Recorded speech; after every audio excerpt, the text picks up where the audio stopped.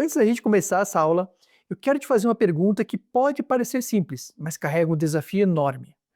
Você já sentiu que sua equipe está correndo, entregando tarefas todos os dias, mas parece que no final da semana ou do mês, ninguém sabe exatamente se os resultados certos estão sendo alcançados? Muitos líderes vivem apagando incêndios, mas não param para se perguntar: estamos caminhando na direção certa? Os resultados que alcançamos realmente fazem sentido para o nosso negócio? E é sobre isso que vamos falar nessa aula.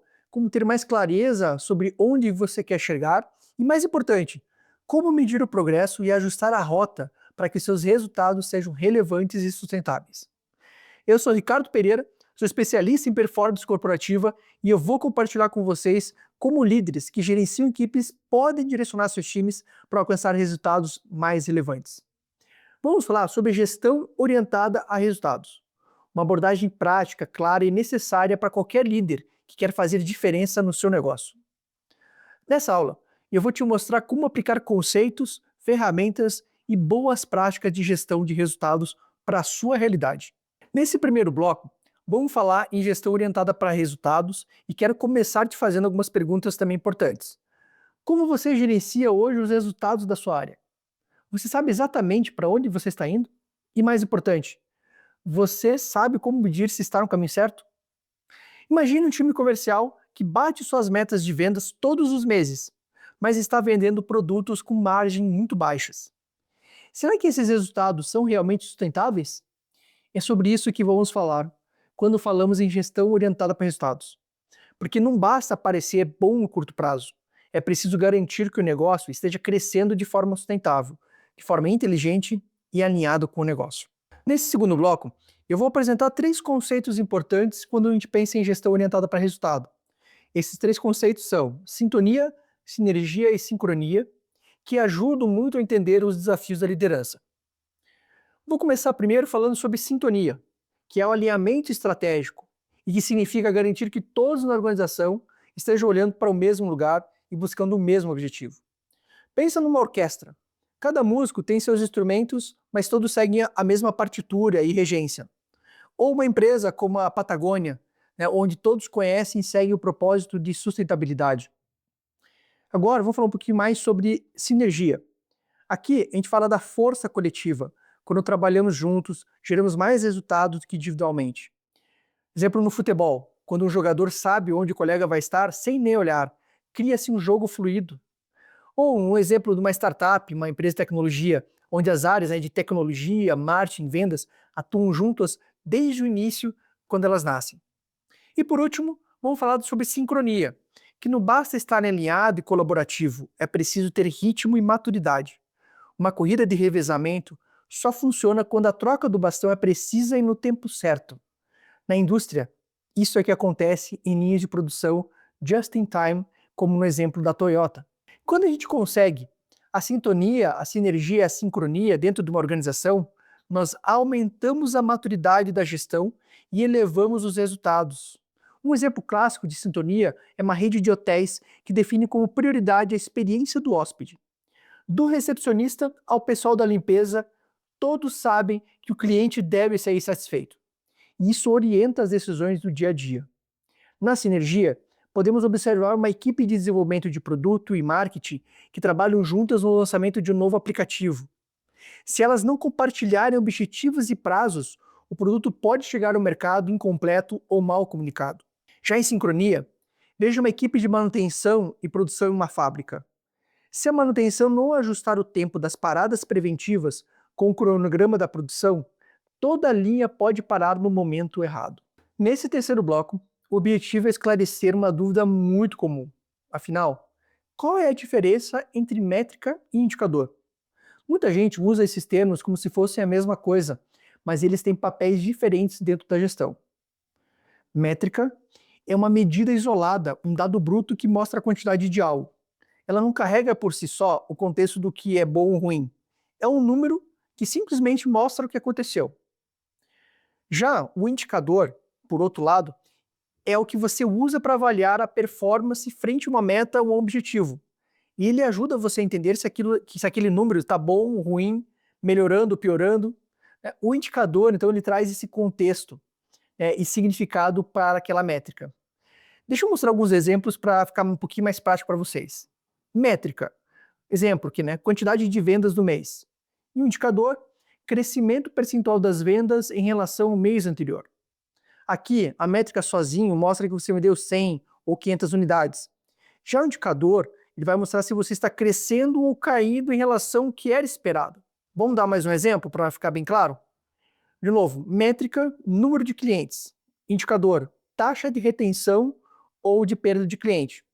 A métrica fala que você tem 1.000 clientes e o indicador mostra se esses clientes continuam com você ao longo do tempo ou se estão abandonando a sua empresa. Quer mais exemplo para deixar bem mais claro? Vamos lá.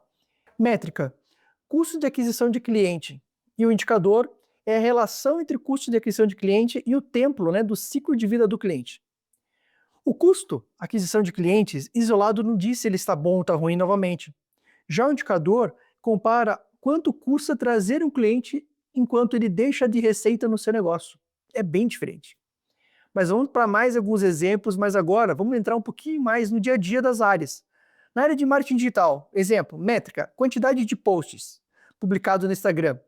O indicador é a taxa média de engajamento por post ou a taxa de conversão dos seguidores em leads. Na área de recursos humanos, vamos dar mais um exemplo aqui? Bom, métrica, quantidade de treinamentos realizados. E o indicador é o impacto desses treinamentos na produtividade da equipe ou redução de turnover. Área comercial, quer um exemplo? Vamos lá. Uma métrica, número de reuniões comerciais agendadas e o indicador, a taxa de conversão dessas reuniões em vendas efetivas. Mas se você é da indústria e acha que está ficando aqui, não, vamos trazer da indústria também. Métrica, quantidade de peças produzidas por hora. O indicador é o percentual de peças entregues no prazo e sem defeitos. E se você trabalha na área de atendimento ao cliente, vamos dar um exemplo também. Métrica, que é a quantidade de chamados atendidos. E o indicador, o nível de satisfação do cliente com a resolução desses chamados. Percebeu as diferenças? Percebe que a métrica por si só não conta a história completa. É o indicador, é quem mostra se aquilo representa um bom desempenho ou um problema a ser resolvido. E é por isso, gente, que na gestão orientada para resultado, não basta medir qualquer coisa. É preciso que você consiga definir o que será um bom resultado e criar indicadores que mostrem o quanto você está se aproximando desse resultado. Agora, no quarto bloco, vamos falar sobre produtividade e desempenho, que são dois conceitos que caminham juntos, mas que muitas vezes são usados de forma confusa. Produtividade é a relação entre o que você produz e os recursos que utiliza para produzir. Ela mostra o quão eficiente você está sendo. Pense na produtividade como a resposta para essa pergunta que eu vou te fazer. Com o que eu tenho disponível, eu estou produzindo o máximo possível? Para responder essa pergunta, você precisa analisar a produtividade em 4 diferentes dimensões. A primeira dimensão, que a gente vai falar aqui, é a capacidade. Na capacidade, a gente olha para o volume que conseguimos produzir. Exemplo, quantidade de atendimentos que o médico faz em um plantão, a produção diária de uma linha de montagem industrial, o número de usuários atendidos por um sistema digital. E na dimensão 2, a gente já vai olhar para uma outra esfera, que é a esfera dos custos. Então, refere-se ao quanto custa produzir ou entregar algo. Alguns exemplos aqui para vocês dessas métricas. Custo por quilômetro rodado em uma frota de caminhões, o custo por lead qualificado numa campanha de marketing digital, né, ou o custo médio por unidade fabricada em uma indústria. E agora, na dimensão 3, a gente vai falar sobre tempo. E ele mede a velocidade com que uma tarefa ou processo é concluído. Exemplo, o tempo médio de entrega de um pedido online, tempo médio para você fechar um contrato de venda, tempo de resposta para resolver um chamado de suporte. E já agora, numa outra dimensão e a última, que é a dimensão qualidade, nós vamos avaliar aquilo que foi entregue e se aquilo que foi entregue atende às expectativas e padrões definidos. Exemplo, o índice de satisfação do cliente após um serviço. A taxa de sucesso na entrega de projetos de TI sem os bugs, né, sem as falhas críticas. O percentual de produtos fabricados sem defeito. Agora, saindo um pouquinho da produtividade, vamos para o desempenho. O desempenho já é um conceito um pouquinho mais amplo, e ele avalia se você está realmente atingindo os resultados esperados, sejam eles definidos pelos seus acionistas, seus clientes ou pela gestão interna. Enquanto a produtividade vai medir a eficiência operacional, o desempenho ele olha para o resultado final. Seu time está entregando o que era prometido? Os clientes estão satisfeitos? Os investidores estão vendo retorno no negócio? Só para deixar um pouquinho mais claro, eu vou tentar resumir para vocês assim, ó. Produtividade, ele responde sobre eficiência e o desempenho responde sobre efetividade. Você pode ter um time altamente produtivo, mas que não entrega o que o cliente ou o mercado espera. Ou o contrário, pode ter um desempenho excelente, mas com uma produtividade baixa, que no longo prazo vai afetar os seus custos e as suas margens. A gestão orientada para resultado, ela busca equilibrar esses dois lados, né? O lado da eficiência, da efetividade, o da produtividade e o do desempenho. Agora, nesse quinto bloco, vamos falar sobre um outro ponto crítico da gestão orientada para resultado, que é as expectativas sobre os resultados. Toda organização, não importa o tamanho, ela precisa equilibrar três grandes expectativas: o que os acionistas querem, ou a grande diretoria, o que os clientes esperam e o que a gestão interna precisa para funcionar bem. Vamos entender cada uma dessas partes, né, com mais profundidade. Vamos começar pela expectativa do acionista e dos sócios, né, ou a grande diretoria. Aqui falamos do retorno financeiro. Os acionistas, eles querem saber: o negócio está gerando lucro, o negócio está crescendo, está se valorizando no mercado. É importante, então, indicadores como o ROI, né, retorno sobre investimento, valor de mercado e crescimento do lucro por ação, eles são fundamentais para mostrar esses resultados para essas perguntas que os acionistas fazem. Agora, falando sobre a expectativa dos clientes, né, e do mercado. Os clientes não querem saber do ROI da sua empresa. Eles querem boas experiências de compra e uso do produto. Eles querem qualidade consistente, querem agilidade no atendimento nas entregas. E aí, indicadores como o NPS, né, que é o Net Promoter Score, a satisfação do cliente e o tempo de resposta mostram se a sua empresa está realmente atendendo bem esse cliente ou está atendendo bem o mercado. Já na expectativa da gestão interna, por fim, né, temos aqui os líderes. O que os líderes querem? Eles querem mais processos eficientes, com menos desperdício, qualidade operacional estável, pessoas engajadas, comprometidas e entregando resultado. Então, indicadores como eficiência operacional, absenteísmo, rotatividade de colaboradores e nível de produtividade ajudam a medir, né, esses aspectos, né, da expectativa da gestão. E agora vem um ponto bem importante. Essas três dimensões, elas não podem andar desconectadas. E aí eu vou te dar um exemplo bem prático. A sua equipe pode estar batendo todas as metas de produção, mas se o cliente continua insatisfeito com os atrasos nas entregas, temos um grande problema. E no curto prazo, pode até parecer que está tudo bem, mas no longo prazo, o mercado vai cobrar essa conta. Um outro exemplo. Pense em uma empresa de serviços financeiros, uma fintech, que se posiciona como uma empresa ágil e fácil de usar. Se o cliente começa a enfrentar lentidão nas transações ou dificuldades no aplicativo, não adianta nada apresentar um ótimo ROI para os acionistas. O mercado, os usuários e a reputação da sua empresa vão punir essa desconexão. A verdadeira gestão orientada para resultado, ela busca o equilíbrio entre essas expectativas. Atender os acionistas com retorno a ser sustentável, atender os clientes com experiências e produtos de qualidade e atender a operação interna com processos eficientes e pessoas engajadas. Resultado relevante é aquele que atende a essas três expectativas e não apenas uma delas.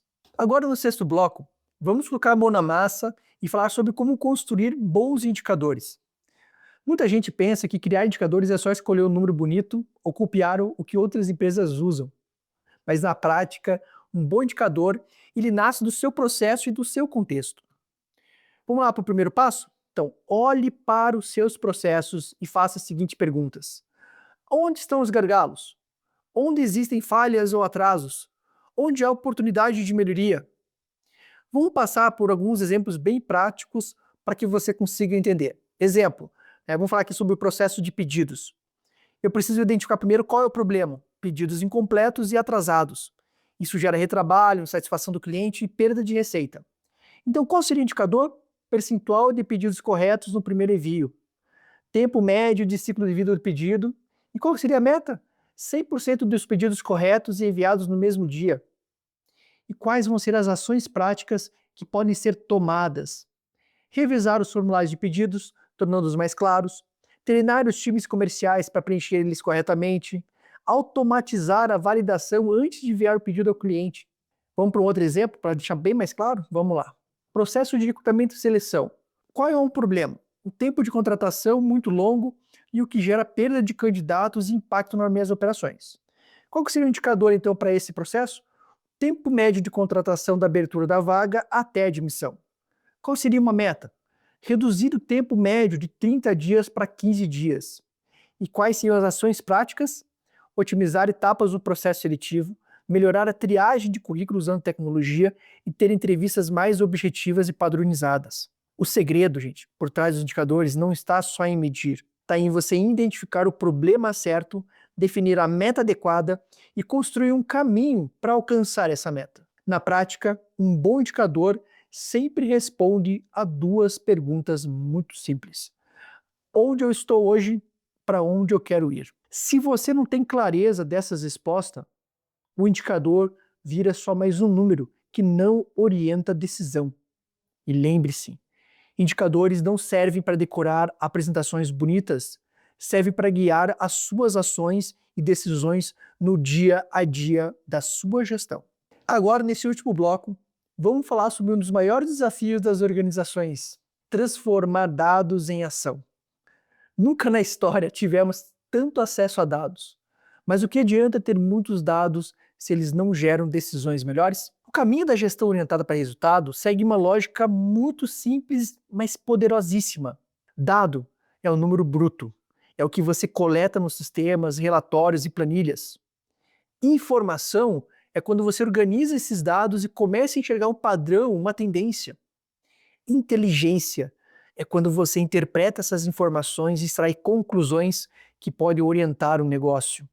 Ação é quando você pega essa inteligência e transforma em uma decisão prática que muda o rumo do seu resultado. Vou te dar algum exemplo para ficar bem prático, né? Você observa nos seus relatórios que o ticket médio das vendas caiu nos últimos 3 meses. Esse é o dado. Ao analisar melhor, você percebe que os vendedores pararam de oferecer itens complementares aos produtos principais. Essa é a informação. A partir disso, você entende que a equipe precisa ser treinada novamente em técnicas de upselling e cross-selling, técnicas de vendas. Essa é a inteligência. Então, você cria um novo script de vendas, treina o time e define um indicador para acompanhar o ticket médio nas próximas semanas. Essa é a ação.